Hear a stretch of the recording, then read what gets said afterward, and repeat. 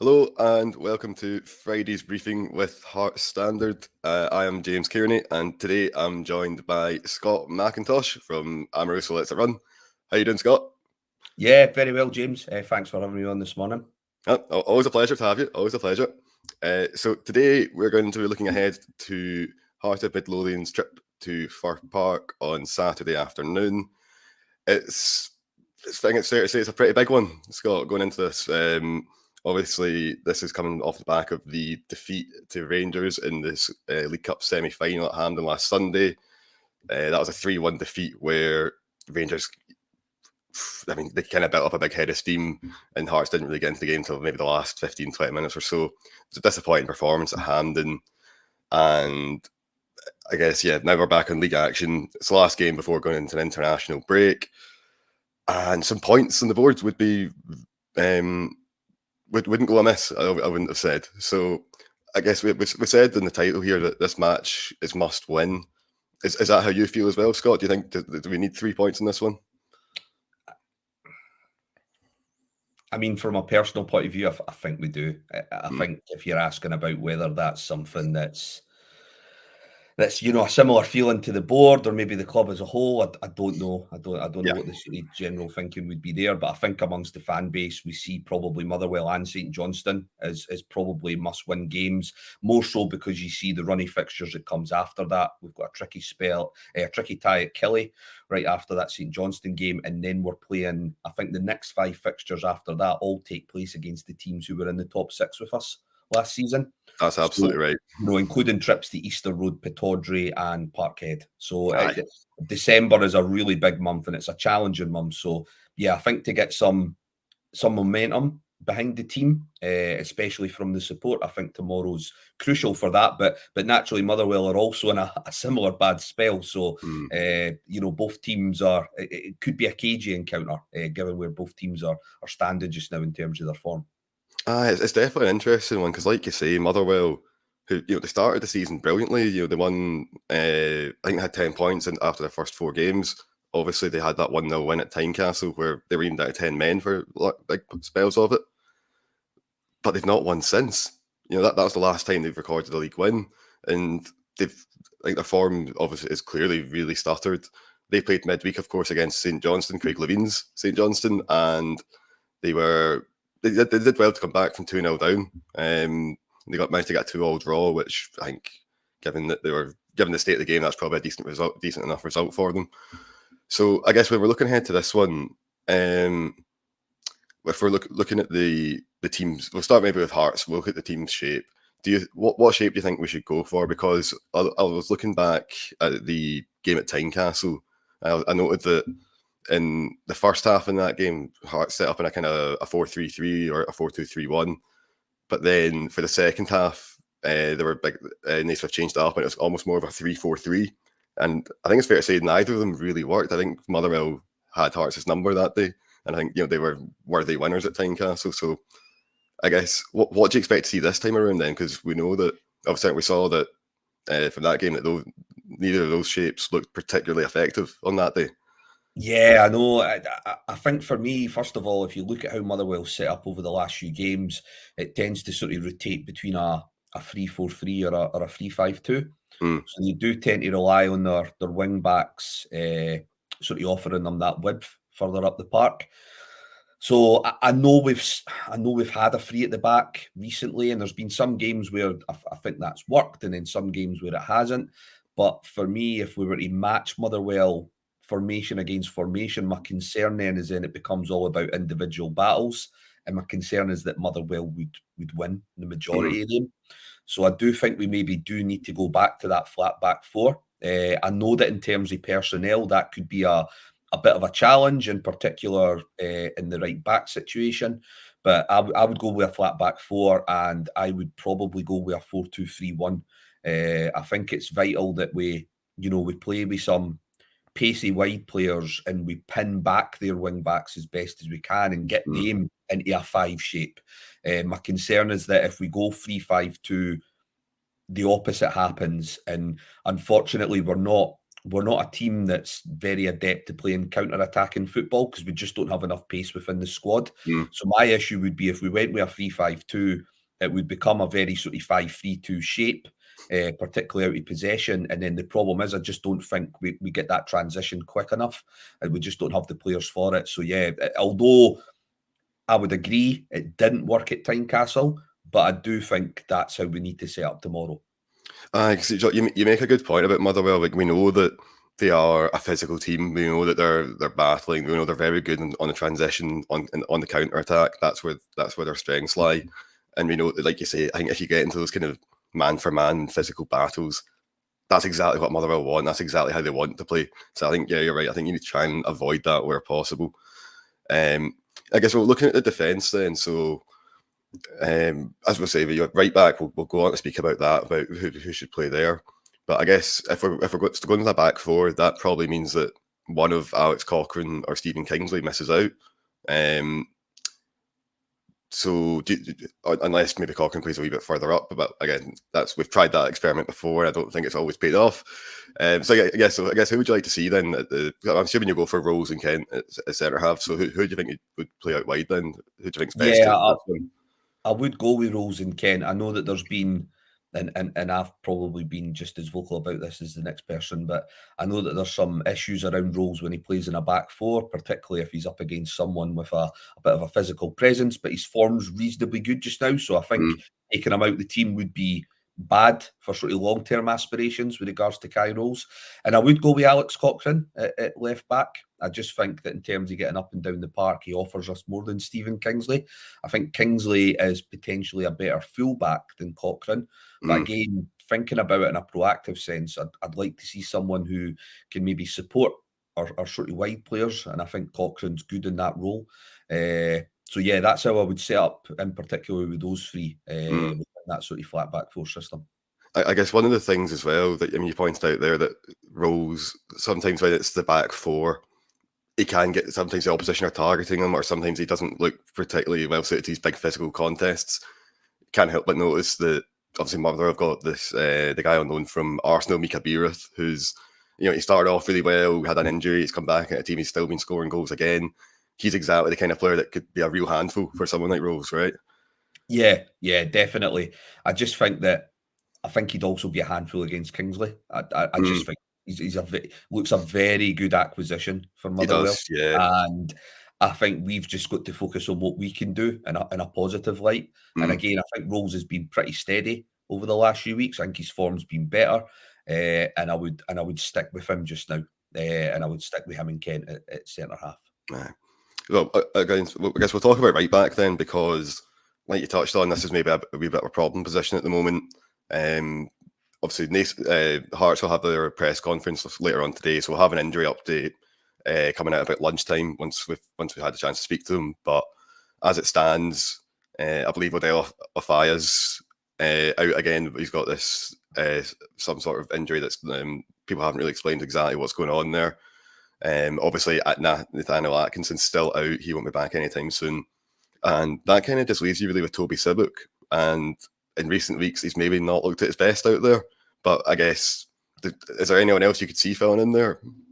I think this is a game that's primed to give Adam Forrester a start. I just think now's the time to go with it. I actually think if Stephen Naismith is being cute about this, I would look at it as, the fans are probably more inclined to cut a youngster some slack in that position compared to Toby, who's, been on a bad runny form, in particular when he has been relied upon to sort of offer some support for that right back, or I think more predominantly from a right wing back role. I think he struggles positionally in that. Right back, he's okay. He actually showed up pretty well in the first half at right back against Hibs before he got sort of switched along after the injury to Kingsley.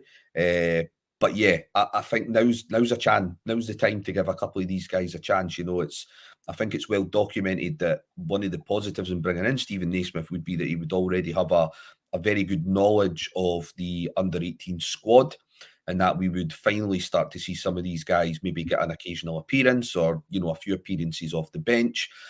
Forrester, I noticed, was on the bench last week, and for me, that should be a case of, well, he's on the bench because he's next in line if something happens with Toby Civic. Now, though there's nothing injury related to Toby, I would say that his performance over the piece last week should dictate that someone else comes in.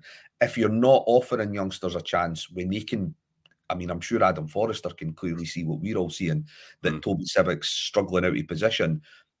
That then starts to have an impact on their mentality, because they then start to think, well, this is just going to be another one of these cases of jam tomorrow. Like, it's never going to happen, because if it was, surely it happens when your two natural fullbacks are both injured and the guy who's filling in doesn't look particularly comfortable. So I think we've got to bite the bullet with that. I'd love to see Adam Forrester getting a start. I'm not totally convinced it'll happen, but I'd love to see it. I'd love to see it. I guess the other side of that would be, though, is that, I mean, we're talking about how this is a really important game for Hearts. How, it's obviously these games, these fixtures coming up, getting points on the board the next 2-3 games is massive. Is it fair to throw a young guy in and into that scenario where it's going to be a tricky away day, it's going to be a big physical battle, and again there's a lot of expectation on him. So some might say, oh, Joe, maybe you shouldn't be throwing players into a scenario like that. But obviously you should, definitely, right? Yeah, I mean, it is sink or swim. I would agree with that. The only thing that offers me any sort of hope is the fact that, and although this is going back maybe a bit too far back, but in the mid-90s when Jim Jeffries came in, we found ourselves bottom in October. He brought in 2 or 3 experienced players from abroad, but what he also done was he started to give an extended run to the likes of Paul Ritchie and Alan McManus, who had never played before. And then Gary Locke found himself captain at the age of 20. I think sometimes you've just got to take that risk and just hope that the reward outweighs the risks. And for me, again, I think that fans are, I think that they're reasonably patient when it comes to young players. Of course, and I think that the fans would get behind them. So although I understand that it's a big fixture to throw someone in, I do think that the time has come. We're at a stage where I don't see any other option, unless naturally, if the formation is that they do, stick with the 3, there is a possibility that they could maybe stick Alan Forrest in there at right wing back. But yeah, if they go with the 4, I'd love to see Forrester start. Yeah. You make a compelling argument. Yeah, I'm half tempted to chuck him into my predicted lineup later on. I'll see how they get. I'll see what happens at the press conference first. See what happens with injury news. I guess in midfield as well, there's a couple of other big talking points. I guess the biggest one's probably Cammy Devlin, I suppose, where obviously he was dropped for the game at Ibrox. He then started against Livingston, but came off at half time, and then again for this semi-final against Rangers, again dropped on the bench. Do you think we'll see him again? Because he seems to be maybe, I would imagine that Naismith's not happy with him, just judging from those selections over the past few games. But then surely this is the kind of contest he's very well suited to.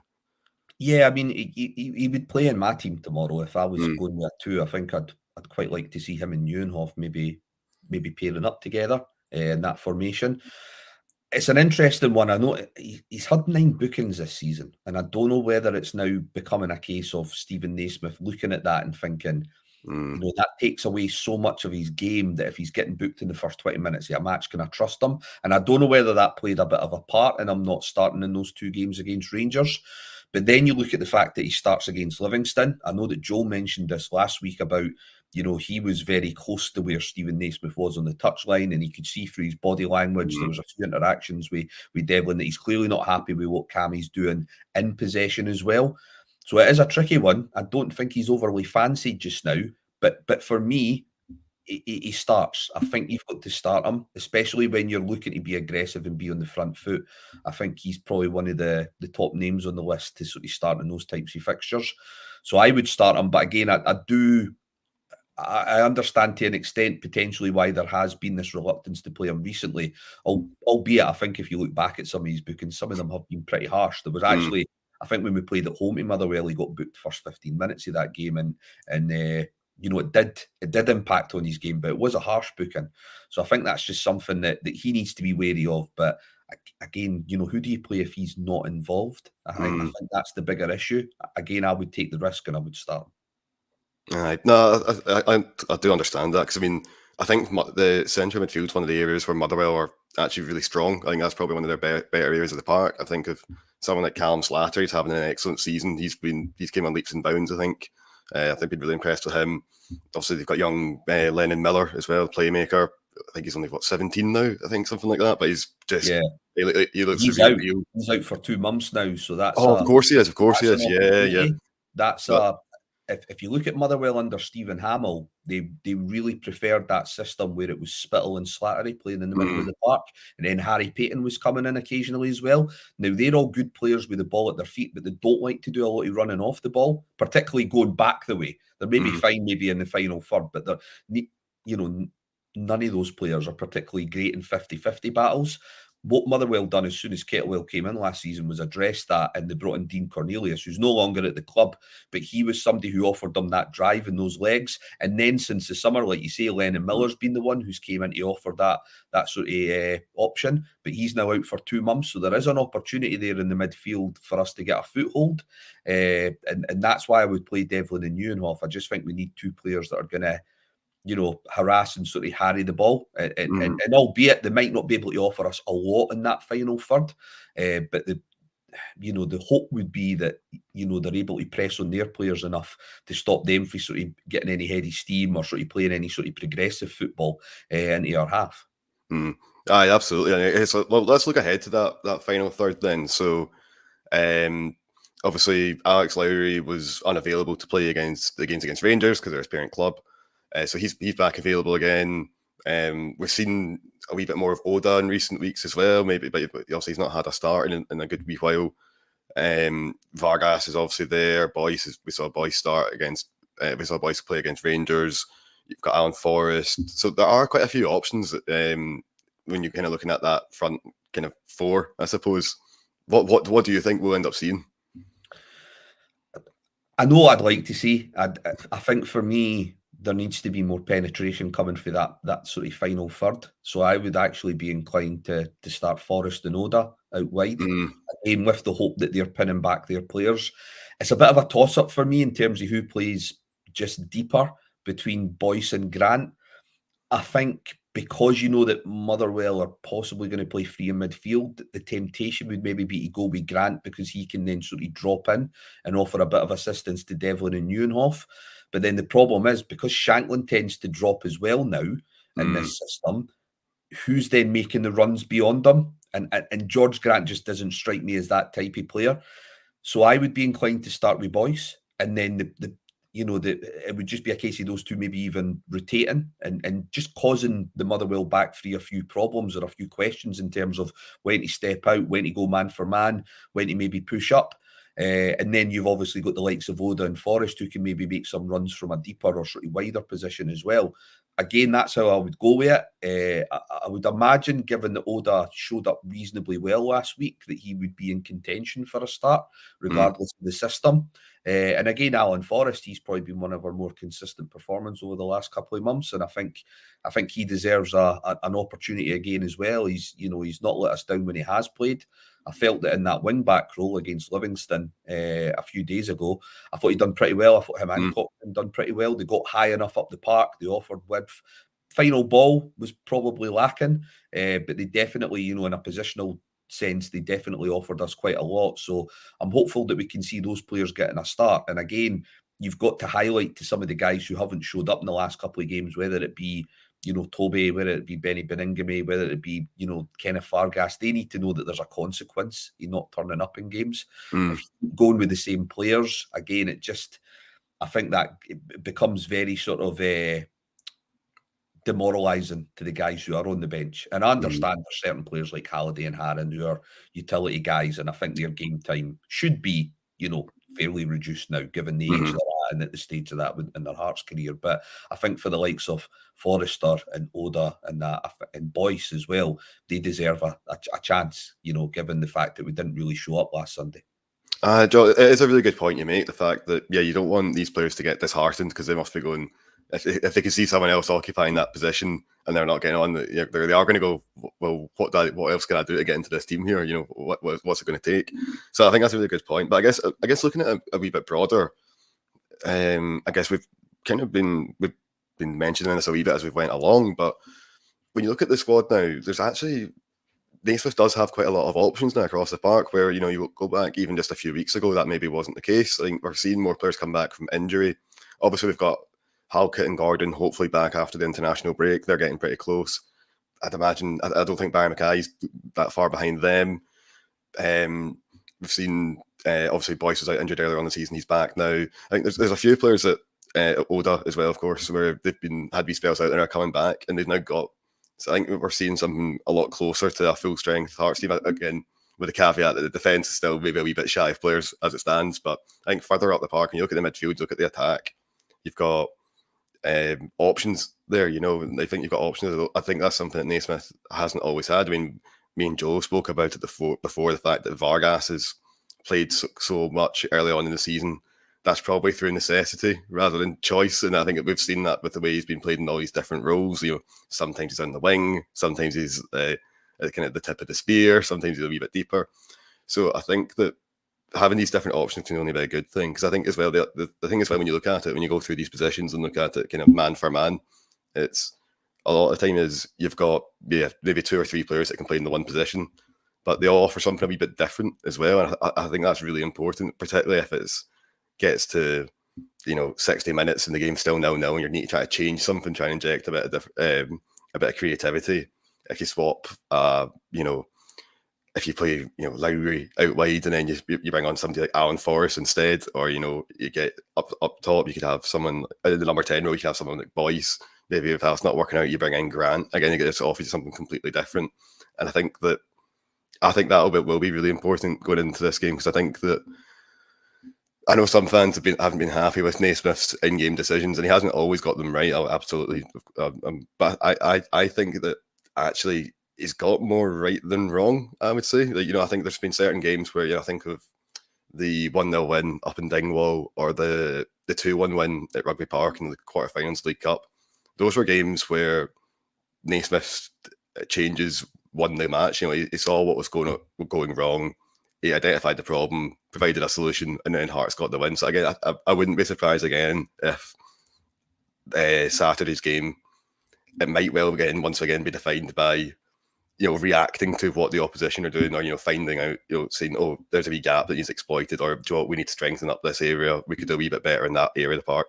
And I think finding those in-game solutions, particularly against someone like Motherwell, I think that's going to be really important. But I don't know. What do you think about that? Do you think that's the case, or am I talking nonsense? I think that's a fair assessment. I think if you compare the two squads, and Motherwell have obviously got their injury problems just now. You know, they've got Paul McGinn out as well, so that'll cause a bit of a reshuffle at the back. So yeah, I think if you look at both benches tomorrow and who we should, you know, assuming who we should have available, there's options there for somebody like maybe an Alex Lowry or a Kenneth Vargas to come in when the game's a bit more stretched. I think that's where Vargas needs to be used just now. I think we need to be utilising them in the same way we did against Livingston. You know, defenders have maybe had to defend for 60 minutes and they maybe start to lose that little bit of concentration. I think that's where somebody like Vargas can maybe have a bit more of an impact just now in this Hearts team. I think Tagawa as well. I think we need to try and drip feed him back in. I know there was an article yesterday with Barry Anderson regarding, you know, his frustration. He's obviously struggled to adapt to the game. And you know, we're finding ways to try and do it, but I think trying to get him some minutes as well is kind of key to that. So yeah, there's definitely options here if we're in the right situation in that match. And again, this is the problem. I think, to be fair to Naismith, I think there's been games where he's made the right subs, but we've found ourselves with too much to do by that time. And I think probably Motherwell at home is a good example of that, where, you know, he brought on the likes of Boyce, the likes of Grant, players who can make those runs across a back four and who can give them something different to think about. But because they were already in a 1-0 position and then went down to 10 men, you weren't really finding those pockets of space that you maybe would in the last quarter of the game. So I think that's the issue just now with Naismith, where I agree he probably has shown that he can sort of identify when the right time is to make a swap and sort of pick the right personnel for that as well. But I think the sort of flip side to that, or the counter argument, would be that the way that the team are starting games in such a passive way, Mm. and he's maybe setting up at the beginning is sometimes giving ourselves too much of a mountain to climb. So it's trying to fix that. But I agree with you. There have been, like you said there, those 2 games in particular where he's made subs and they've made very instant sort of impacts off the back of coming on. And hopefully tomorrow, if that's something we need to rely upon, we should have more of that in our locker compared to Motherwell. Oh, John, you kind of touched on it there, but obviously a lot of the time this season, I mean, we know that Hearts have been slow at the traps in the first half in particular. We know that goals have been a problem generally, creating like high quality chances, that's been a problem. So I guess this kind of leads me on to what do you think is more important come Saturday? Is it just getting the 3 points, or is it the performance as well? Do we need to see a good team performance here, or is it just points on the board, be on end all? I think we're at a points at the board stage just now. Mm. I'd like to see both. I'd like to be Of course, greedy yeah. and say we want to see both, but given that it's now been quite a significant period of the season where we have been quite passive, I don't know if we can expect that to just change in one match. Mm. Albeit we do have some players coming back, but I don't know if it's the players that are going to help with that. I think once we can get a proper right fullback, wing back in with Atkinson, if we can get Barry Mackay back in the team, I think we can start asking those questions and having those expectations. But I think just now, I think all you can really ask is that we match Motherwell man against man, and that the decision making is correct, because again that's been a big sort of fall point this season's been the individual errors, so we need players to kind of step up in that respect as well. But yeah, tomorrow's really about the 3 points. It's about just getting a bit of momentum. Maybe not even momentum, it's just to get a bit of respite over the international break. If we get a result tomorrow, it allows Stephen Naismith there isn't that noise circulating around him when he's trying to get the players set up for another match in 2 weeks' time. Whereas if we don't get a result tomorrow, the noise intensifies, it amplifies. There's more question marks regarding him as a team. And then that's very difficult to kind of set up when there's that backdrop going on. So yeah, for for everyone's well-being, from Stephen Naismith all the way to the fans, you just hope we can get 3 points tomorrow, and then we can start to maybe analyse performances once we get maybe a consistent run of form results-wise. Aye, no, I think you're right. I mean, you make a good point, is the fact that, yeah, obviously the international break's coming up. Poor results, they do linger over these periods because there's no chance to rectify it. So I think you're right there. I guess one of the things that I'm quite keen to see, I think, is I would like to see a bit more urgency, I suppose. I mean, me and Joel have certainly talked about it a lot. I know Joel did an analysis piece after the Rangers game, just talking about, particularly during when Hearts have got the ball and building up, there's too many kind of easy passes, safe ones, and not enough risks. Not enough players. I think there was one bit that we both pointed out from Sunday's game where Beningame had the ball. I think it's Beningame at centre mid, and then he could have played in Cochrane, and then Cochrane could have advanced right up the wing back. Instead, he plays it back to Rolls, who then plays it to Cochrane, and then by the time he's done that, Rangers are back in position. So again, I think that was a really telling example of something we've seen a lot this season, where it's just a kind of a more progressive pass is there and it's on, but Hearts will tend to take the safe option, and I guess that's something that I'm quite keen to. Again, it's not one of these things like you say earlier. It's not going to happen overnight. It's not going to be like they're not going to wake up one day and just start playing like that. But we do need to. I think we do need to see more of it, because I think if you play it safe like that, and if you don't take those risks, I mean, we've seen this movie before this season. That's how you get the results against that we've had. The Hearts were getting at the start of the season, particularly against Dundee, Motherwell, Kilmarnock. Those games where, yes, Hearts had lots of the ball, but they didn't really know what to do with it. Because again, I'm sure that'll be the case at Fir Park again tomorrow. I'm sure that Hearts will end up with 60-odd% possession, I would imagine. It's just about using it. I think there just needs to be that wee bit more urgency in teams' play. But I guess we'll see. I think that's fair. And to be fair to Stephen Naismith, I'm not privy to those training sessions, but I can guarantee you that he is not telling players in that scenario to play the ball back. Yeah, I would imagine he is wanting them to try and switch the ball, especially out into wide positions, as quickly as they can. Again, the problem comes from, is that message landing? And I think that's where Robbie struggled towards the end as well. I don't think Robbie Nielsen was telling his players to play the ball back and be passive, but the problem is they were. And I think sometimes albeit that's not maybe the manager's fault directly. I think players do need to take a bit of responsibility for that. Ultimately, the accountability tends to always, start and end with the manager, because it's easier to move one person than move on maybe 11 or maybe 12. So that's where I always have a bit of sympathy with managers, because I don't think, given what Stephen Naismith has said, and given what you can see that they're trying to do, and given his body language sometimes in games, he's almost as vexed as the fans are at some stages of the match. I think he is wanting them to be more sort of urgent and definitely a bit more proactive in terms of in possession. But I think there is possibly then occasions where the right personnel maybe aren't in place. I know I'd sort of put an article up during the week, and I talked about the fact that he does want the ball to be switched out wide quickly, and really the best midfielder we've got for that's probably Peter Haring. But then is he willing to surrender the legs in midfield to get Haring in there? This is the problem. Or do you play Alex Lowry in a 2, which would be a massive risk from an out of possession standpoint? Yeah, I think that's the issue. That risk because you go, well, if the reward is we're more progressive in our passing in the final third, do you go with that? But this is the issue. You look at, I just think with Devlin and Neuenhoff, that probably gives you the best balance between players who will, they're maybe not progressive players from a passing sense going forward, but they will try and drive you forward as a midfielder. Whereas Benny will kind of just, he plays in that little pocket in front of the free, and he just sort of recycles possession. I don't think that's what we need tomorrow. I think we definitely need players that are going to sort of spur us on, and then hopefully that positivity feeds into the fans, and the team can sort of almost galvanise each other. That's what we kind of need tomorrow. We need everyone to kind of be on the same page. I think a passive start to the match, it doesn't feed well into that energy. The fans get cagey, the players get cagey, and then it does become a case of who's gonna win those battles, and that's where the concern comes, that will feed into what Motherwell want. So yeah, hopefully we see a bit more urgency tomorrow. I think you're right that's something that we've desperately been lacking for some time now. Right, well, we'll keep our fingers crossed.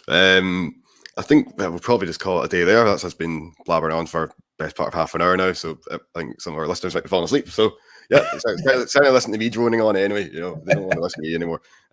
So yeah, I'll just quickly say thanks so much again, Scott, for coming on. Just remind people as well that if you've not subscribed to the website, you can do so at heartstandard.co.uk/subscribe. We've still got our offer on where you can get 6 months of access for just £1. Or if you've got a wee bit more faith in us, you can pay for 12 months for £12. On the site this week, we've got a piece that's gone up this morning. Myself and Joel have both written it about what we've learned from the season so far. Now that Hearts have played 11 Premiership fixtures, so they've played every top flight side once. So we've had a wee bit look about that. There's also a piece from Tom Irving, also known as at Irving Analysis on Twitter. He's done a review of some of the players that have arrived at the club during 2023 and comparing how they've settled and got on. We've got a piece by Joe looking at Hearts B, where he's interviewed Liam Fox and Joe Savage to talk all about the B team and how that works. There's a piece for myself looking at these next 8 games that we've all been banging on about, and pointing out that it's a daunting run for not only any Hearts manager, but basically any Premiership team. That's about as hard a fixture list as you're going to get. So a wee bit of discussion about that. And of course, we've also got some analysis pieces and reaction from the Rangers game on Sunday. And later on, we'll have an injury update from today's press conference. We will have our Q&As going up later on tonight and tomorrow morning. And we will also have our predicted 11s. And then we will have all our usual matchday content at Fir Park as well. So there's plenty to keep you going in the meantime. But as for now, we'll just call it a day. So yeah, thanks again, Scott. And here's hoping for a Hearts win on Saturday. Cheers.